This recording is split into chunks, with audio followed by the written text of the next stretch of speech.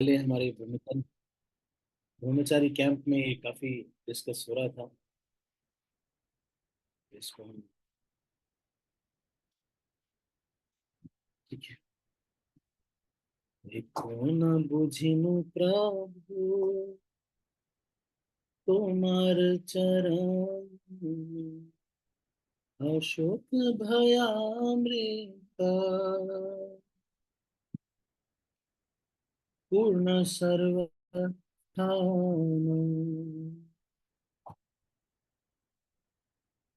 सकल छाड़िया तू आ चरण कमले, बड़ी अच्छी अमीनाथ तव पद तले,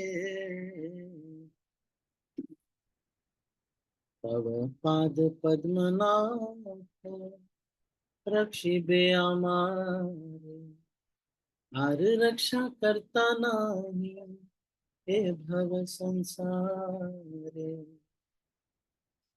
हमें तव नित्य दासा जानाइनु ए बार, अमर पालन भार देखो न तुम्हार, बड़ो दुख पाइयाछि स्वतंत्र जीवन, दुख दूरे गेलो ओ पद वरने, जे जे पद लागिया रमा तपस्या करीला, जे पद पाइया शिवा शिवत्व लभीला, जे पद लभिया ब्रह्मा कृतार्थ होईला, जे पद नारद मुनि हृदय धरिला, से अभय पद शिरत धरिया, परमानंदे नाची पद गुण गाइया, संसार विपद होते अवश्य उधार, भक्ति विनोद पद करिबे तुम्हारे। तो ये जो भजन है, भक्ति विनोद ठाकुर ये कह रहे हैं कि संसार में जब भी कोई विपदा होती है उससे अवश्य उद्धार होता है।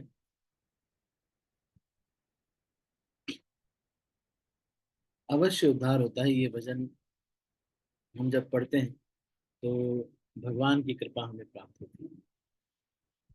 तो यहाँ पर कह रहे एको ना बुझिनो प्रभु तुम्हारे चरणी।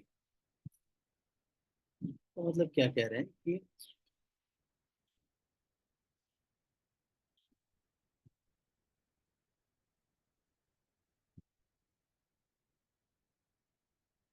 I know now your divine feet are a refuge, free from all sorrow and fear, eternally full of sweet nectar। ये कह रहे हैं कि अब देखो ना, मतलब अब जाके मुझे थोड़ा समझ में आ गया भगवान। बुझिनो मतलब समझ में आया कि केवल आपका जो चरण मिलेगा वहीं पे संतुष्टि मिलेगी, बाकी सब चीजों में संतुष्टि पूरी मिलती नहीं। व्यक्ति ये सोचता है कि मेरे बैंक बैलेंस में थोड़ा संतुष्टि मुझे मिल जाएगी, या फिर बैंक बैलेंस में अगर नहीं मिली तो अ, किसी से विवाह करके शायद संतुष्टि मिल जाएगी। लेकिन कई बार ऐसा होता है कि बैंक बैलेंस कितना भी हो, कोई तबीयत खराब होती है और सारा बैंक बैलेंस खत्म हो जाता है।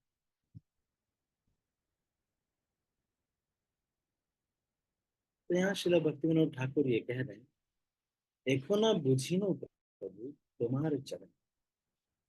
अब मुझको समझ में आया कि आपके चरण ये वास्तविक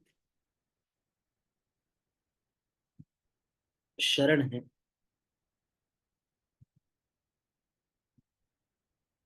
इस संसार के जितने भी दुख और भय हैं, शोक और भय, अशोक अभय अमृत, ये ऐसा अशोक और अभय है कि वो शोक और भय का सारा फल नष्ट कर देता है ये अमृत।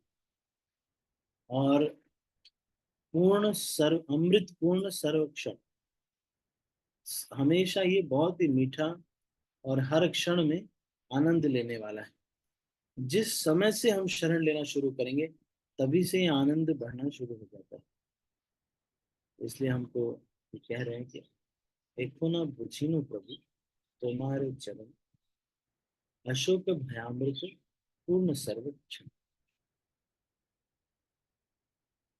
कह रहे हैं कि अब मुझे समझ में आ गया, बहुत समय के बाद किसी व्यक्ति को ये समझ में आता है कि भगवान की ही शरण लेनी पड़ेगी। अलग अलग लोगों को ट्राई करते करते करते करते करते करते, एक व्यक्ति को ट्राई करते, दूसरा व्यक्ति, दूसरे व्यक्ति को ट्राई करते, तीसरा व्यक्ति, ऐसे करते करते समझ में आता है कि यही वास्तव में मेरे, हाँ, क्या है,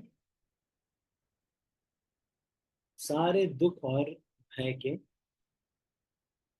दूर करने वाले भगवान के ही चरण, तुम्हारे चरण। वास्तव में तुम्हारे चरण का मतलब भगवान के आदेशों का पालन कर। क्या क्या है भगवान के आदेश? मन मना भव मद भक्तो अद्याजी माम नमस्कुरु, मामे वैश्यसि सत्यं ते प्रतिजाने प्रियोसि मे, मच्चित्ता मद्गत प्राणा बोधयन्तः परस्परं कथयन्तश्च मां नित्यं तुष्यन्ति च रमन्ति च। तो भगवान ये सब कह रहे हैं कि मेरे में मन लगाओ, मेरा नाम लो। एक समय की बात, एक गीता पंडा नाम के एक पंडा जी थे, भगवत गीता पढ़ते रहते। घर में बिटिया जवान हो रही थी, शादी करनी थी, गीता पढ़ते रहते। किसी ने आया, ब्याह भी देख लिया, लड़की भी पसंद कर ली, ब्याह का समय आया, गीता पंडा गीता पढ़ रहे थे। उनकी पत्नी ने कहा कि जाओ कुछ सामान वगैरह लेके आओ, शादी ब्याह करना है, कुछ होना चाहिए घर में, तभी तो हम जो बारात आएगी उसका सम्मान करेंगे, पूजा पाठ इत्यादि सब होगा। तो गीता पंडा निकल गए।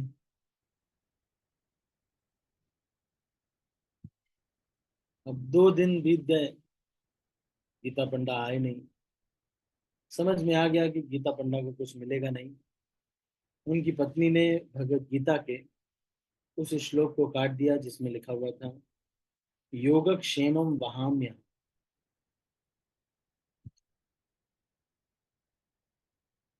LIC का वो है ना स्टेटमेंट, योग क्षेमम वहाम्य।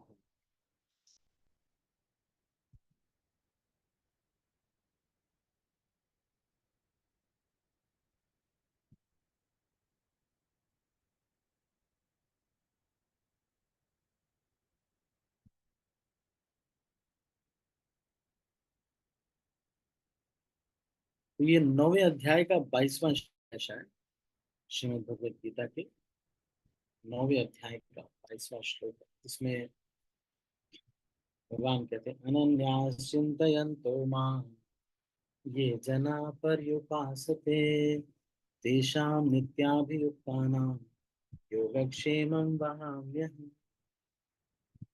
कह रहे हैं कि आखिर कितना जीवात्मा संभाल ही सकता है। इनको कुछ करो तो वो नाराज हो जाते हैं, उनको कुछ करो तो ये नाराज हो जाते हैं, ये भी नाराज नहीं हो रहे तो कम से कम इंद्र जी नाराज हैं, कभी मौसम खराब हो जाता है, अब कितना चीज संभालेंगे भाई। इसलिए वहन करते करते करते करते करते करते करते आदमी को दिमाग खराब हो जाए। तो क्या करें? तो कह रहे हैं अनन्यास चिंतयन्तो माम् ये जनाः पर्युपासते तेषां नित्याभियुक्तानां योगक्षेमं वहाम्यहम्। तो कह रहे हैं कि अनन्य, the there are those who always think of me and engage in exclusive devotion to me. To them, whose minds are always absorbed in me, I provide what they lack and preserve what they already possess.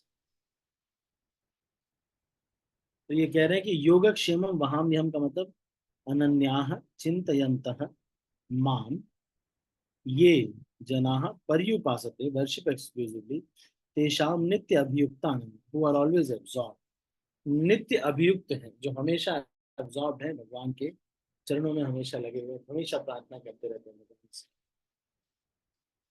योगक्षेमं वहाम्यहम supply spiritual assets protect spiritual assets मतलब योग क्षेमम वहां में तो हाँ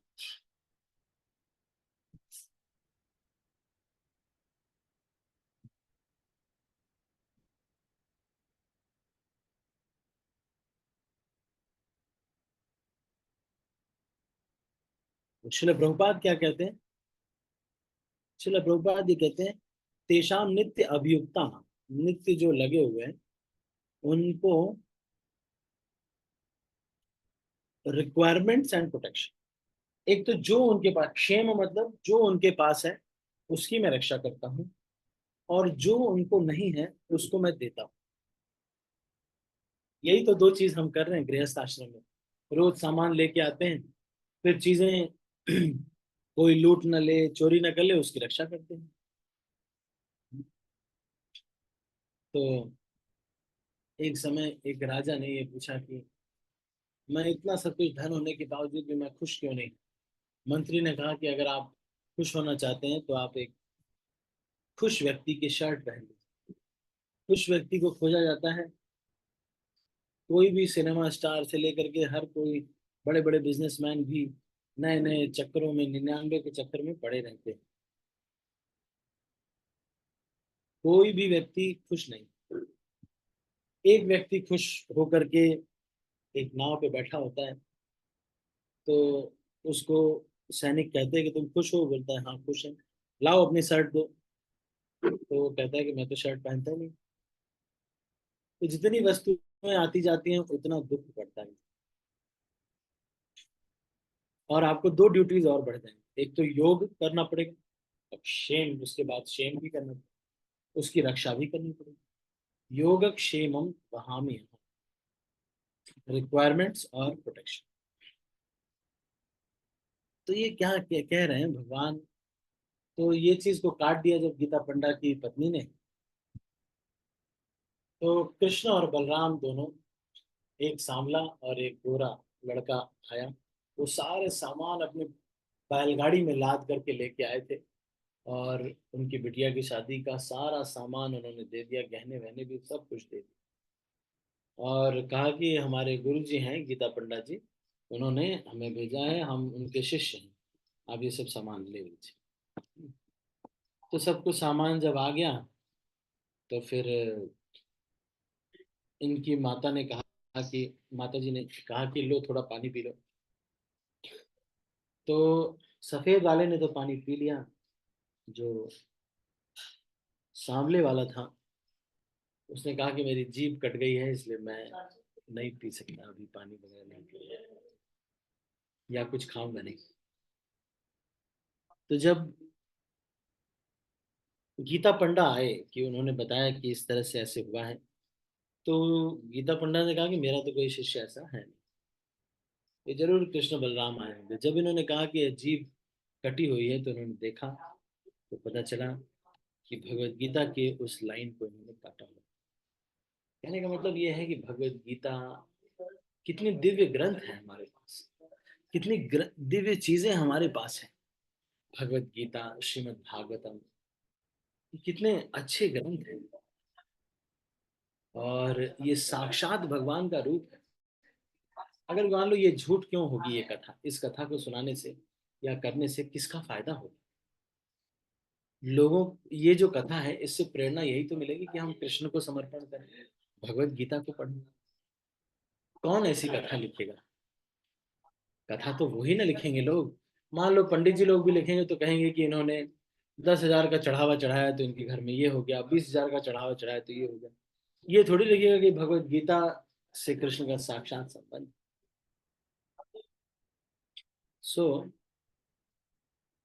जो भी भगवान की उपासना करता है, मन उसमें लगाता है, यही दो चीज तो करना चाहते हैं ना, कि जो रिक्वायरमेंट्स हैं वो मिलती रहें, और जो चीजें हैं हमारे पास उनकी रक्षा। तो यही तो ये भगवान कह रहे हैं कि हम कर देंगे, तुम क्या करो, तुम मेरे सेवा में लगे।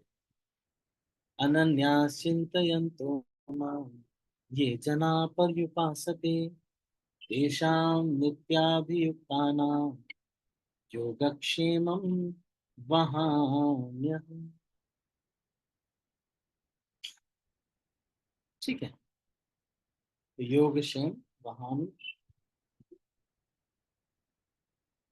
But those who always worship me with exclusive devotion, meditating on my transcendental form, to them I carry what they lack, and I preserve what they have.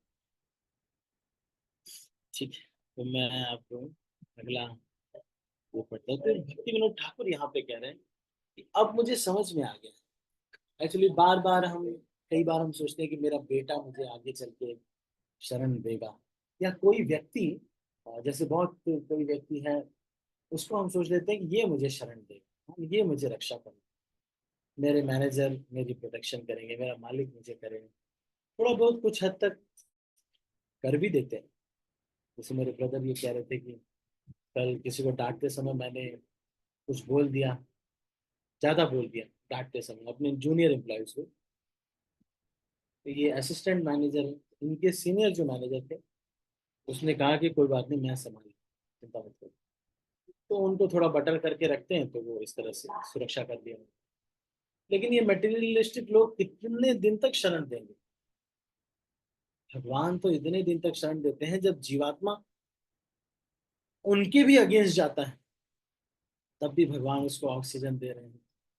सोचो, उसामा बिन लादेन जैसे लोग इस दुनिया में एग्जिस्ट कर पा रहे हैं, क्योंकि भगवान है तभी तो। नहीं तो अगर कोई भी ऐसा व्यक्ति होता जो इतना गलत काम कर रहा है, ऐसे व्यक्ति को भगवान कभी शरण देते, या ये सब सामान मिलने लायक है भगवान? नहीं, वो बढ़िया से रह रहा था। मैंने सुना था उसने शायद कितनी शादियां की थी, 10, 15, 20 कोई शादियां की थी, और उसके बच्चे लगभग 150, 200 बच्चे थे। इसलिए यहाँ पर कह रहे हैं, एक होना बुझी। अब मुझे समझ में आ गया प्रभु, तुम्हारे चरण, आपका जो चरण है अशोक अभय का अमृत प्रदान करने वाला, सर्व क्षण, जब से आप शरण लेंगे तभी से सकल छड़िया तुवा चरण कमल। अब ये भगवत गीता के इस श्लोक को पढ़ के फिर एक, अब चलो अच्छा, इसको अभी हम यहीं पर समाप्त करते हैं, 7:15 हो गए। हम समझ पा रहे हैं, बहुत समय के बाद ये समझ में आता है कि ये जितने भी रिश्तेदार नातेदार हम जिनको शरण लेना चाह रहे हैं, वो एक दिन शरण नहीं देंगे।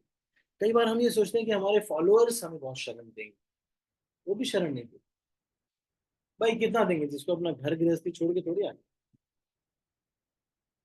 तो हम बहुत सारे तरीकों से सोचते हैं कि हम शरण मिल जाएगी, लेकिन शरण नहीं मिलती है। ठीक है, तो अभी हम इसको यहीं पर समाप्त करते हैं। और अशोक और अभय प्राप्त कर कराने वाला केवल यही चीज है, और जो कि हर क्षण ये देता है, और ये संपूर्ण है, कंप्लीट है। और आपके चरण प्रदान करने वाले, आपके चरण जो है इस तरह का। फिर हमने गीता पंडा की भी कहानी सुनी। ठीक है, तो किसी के मन में कोई प्रश्न तो नहीं? Any questions?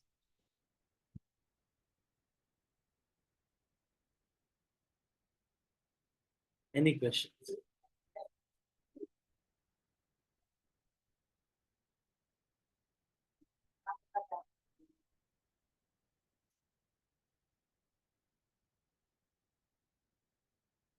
ठीक है, तो कोई प्रश्न नहीं, तो अभी हम इसको यहीं पर समाप्त करेंगे।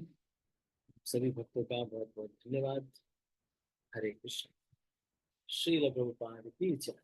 और भक्त वृंद की जय। मैं सब भक्तों को अनम्यूट कर रहा हूँ, और फिर इस मीटिंग को क्लोज कर रहा हूँ। हरे कृष्ण। हरे हरे कृष्णा। कृष्ण हरे प्रभु जी, कृष्ण दंडवत प्रभु जी, प्रणाम। हरे कृष्ण प्रभु जी, दंडवत।